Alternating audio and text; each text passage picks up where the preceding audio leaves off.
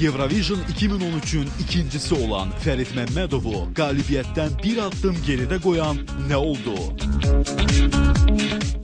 Danimarkada baş tutan Eurovision mahnı müsabiqəsində Azərbaycanı təmsil edən Fərid Məmmədov əslində kimdir?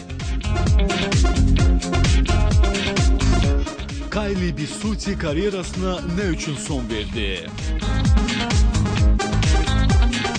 Ötən günlərdə qəzaya düşən məşhur müğənni George Michael'ın durumu necədir?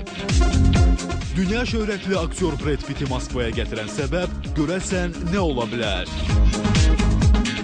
Kişilərin sevimlisi olan J.Lo bu yay pərəstişkarlarını nə ilə sevindirməyi düşünür?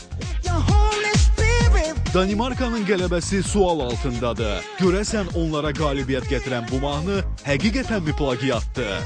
Bütün sualların cavabı TV Magazində.